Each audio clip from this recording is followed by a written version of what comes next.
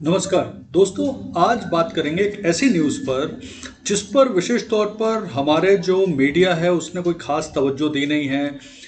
Hindi media ने भी नहीं दी है। विशेष तौर पर जो मध्य प्रदेश का मीडिया है उसने भी कोई खास तवज्जो इस पर्टिकुलर न्यूज़ पर नहीं दी, जबकि ये बहुत महत्वपूर्ण है, न सिर्फ विज्ञान की दृष्टि से बल्कि मध्य प्रदेश के लिए भी एक बहुत महत्वपूर्ण न्यूज़ है।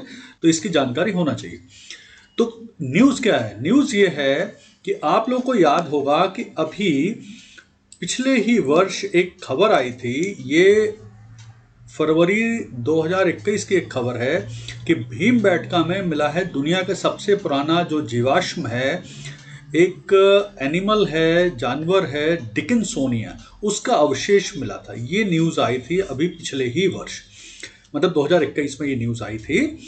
तो इसके बाद ये 55 करोड़ साल पुराना जीवाश्म मिला था। तो ऑस्ट्रेलिया, रूस, इसके बाद ये भारत में पाया गया था। इससे नई कई खोजें हुई और इस खोज से ऑस्ट्रेलिया के साथ विशेष तौर पर जो गोंडवाना लैंड पहले एक था और वो बाद में कैसे अलग हुआ, उस थ्योरी को भी समझने में काफ़ी मदद मिली है। लेकिन अभी हाल में ही एक फ्लोरिडा के वैज्ञानिकों ने, कुछ जो जीवाश्म विज्ञानी थे, उन्होंने फर्दर रिसर्च किया और ये एक धारणा उन्होंने अभी निकाली ये कि ये जो डिकिंसोनिया है ये बेसिकली कोई जानवर का अवशेष ना होकर बेसिकली मधुमक्खी का छत्ता था, जो समय अनुसार धीरे धीरे डिके हो गया, डिकम्पोज हो गया, यानी ये अपने आप स्वयं नष्ट होता जा रहा है।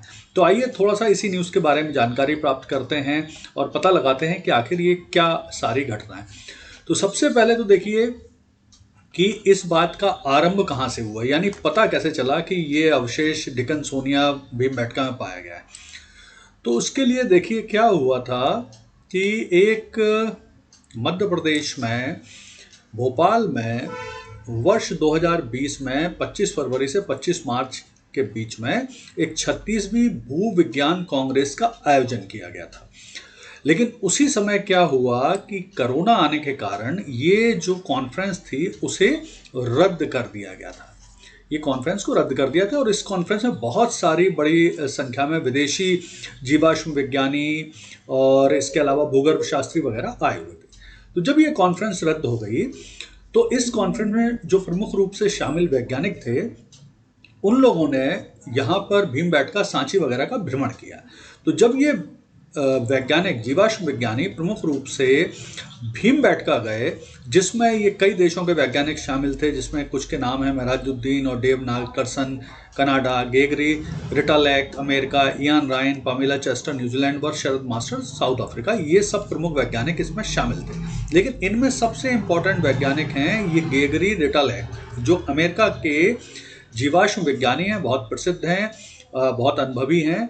और इन्होंने भीमबेटका में जब ये पहुंचे तो पहुंचने के बाद इन्होंने वहाँ पर ये डिकिंसोनिया की खोज की। इन्होंने जब वहाँ पर थोड़ा सा घूमे फिरे, रिसर्च वगैरह इन्होंने किया, तो इन्होंने फिर ये डिकिंसोनिया की खोज की और इस डिकिंसोनिया की खोज को इन्होंने फरवरी 2021 में प्रकाशित किया।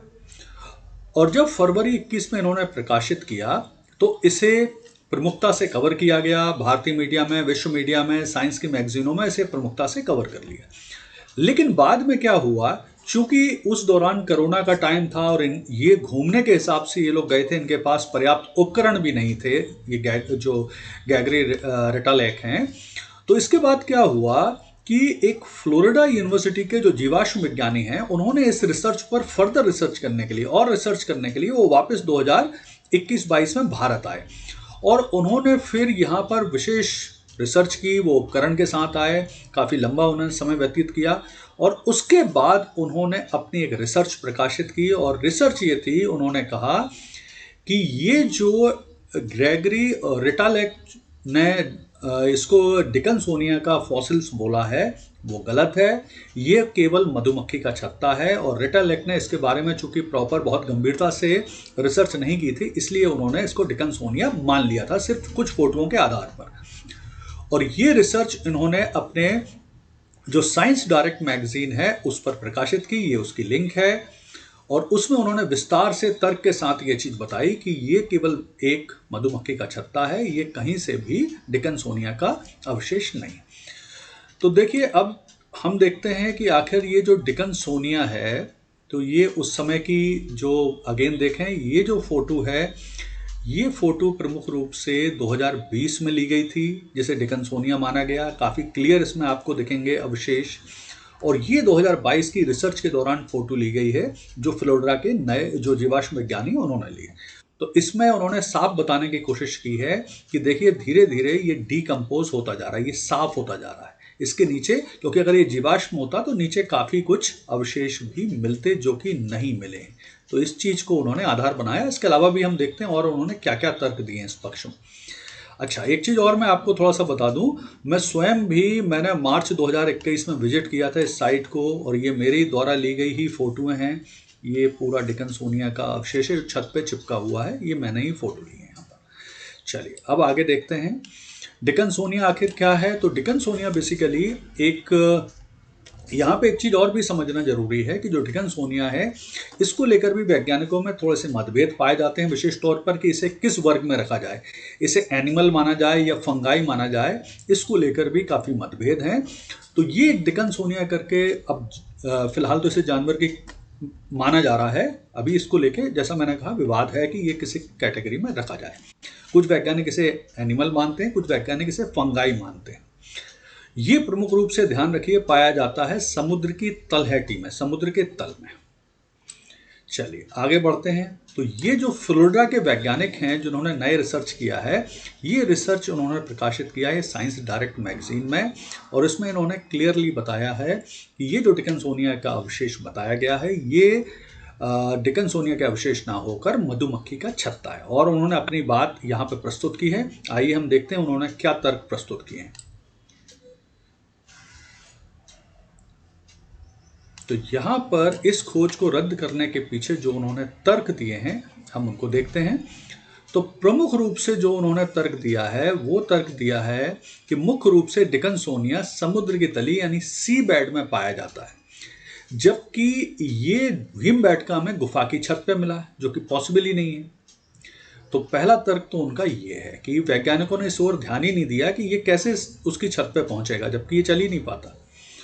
दूसरा था, डिकन्सोनिया जहां भी मिलते हैं तो आसपास बड़ी संख्या में मिलते हैं। मतलब ऐसा नहीं होता कि केवल एक डिकन्सोनिया मिले, यानी जहां भी डिकन्सोनिया मिलेंगे वहां बहुत सारे डिकन्सोनिया के अवशेष मिले हैं। अभी तक ऐसा जहां भी ऑस्ट्रेलिया या रूस में हुआ है वहाँ काफ़ी बड़ी संख्या में मिले, लेकिन यहाँ पर केवल एक ही अवशेष मिला था।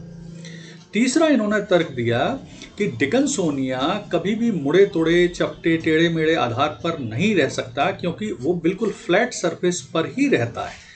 तो ये छत पे पाया गया है, वो भी कर्व्ड छत है, ऐसी मुड़ी हुई छत पे है, तो वहां पे मिलना इसका पॉसिबल ही नहीं। चौथा इन्होंने कहा कि डिकन्सोनिया चूंकि मधुमक्खी के छत्ता इन्होंने डिक्लेयर किया है, तो इसके पास, डिकन्सोनिया के पास, इन्होंने करीब 10-12 और मधुमक्खी के छत्ते उसी तरह के, उसी आकार में, उसी पैटर्न में खोज लिए। तो इन्होंने अपने स्तर के आधार पर यह बताया है कि ये प्रमुख रूप से मधुमक्खी का छत्ता है, ये कहीं से भी डिकन्सोनिया का अवशेष नहीं है।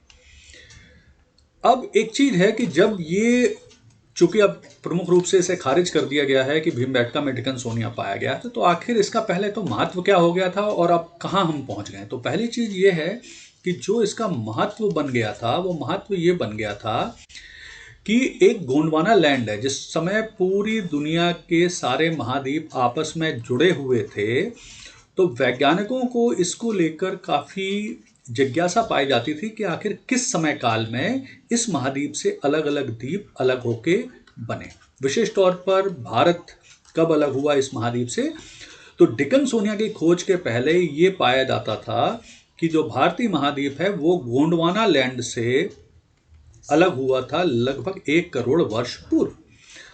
लेकिन जब ये डिकन्सोनिया पाया गया तो ये पहुंच गई थ्योरी कि 55 करोड़ वर्ष पूर्व ही अलग हुआ था गोंडवाना लैंड से भारतीय महाद्वीप। ये थ्योरी पहुंच गई। अब चूंकि ये खोज रद्द हो गई है, तो इसका मतलब है पुनः या तो अब फिर यही माना जाएगा कि भारत गोंडवाना लैंड से 1 करोड़ वर्ष पूर्व अलग हुआ है, और अब इस पर फर्दर और रिसर्च, चूंकि इसे भी बहुत कंफर्म नहीं माना जाता, तो इस पर और फर्दर रिसर्च की आवश्यकता पुनः पड़ेगी, तो और आगे इस पर रिसर्च होगा। अब थोड़ा सा देख लेते हैं भीमबेटका। तो भीमबेटका के बारे में, ये मध्य प्रदेश में रायसेन जिले में स्थित है और एक ये रॉक शेल्टर है, पुरापाषाण स्थल है जो भोपाल से लगभग 40 किलोमीटर दूर स्थित है। यहाँ पर गुफाएं पाई गई हैं। लगभग 10 किलोमीटर एरिया में 750 से ज़्यादा गुफा पाई गई हैं, जिनमें बहुत सारे जो चित्र हैं, रॉक शेल्टर हैं, बहुत सारे चित्र मिले हुए हैं।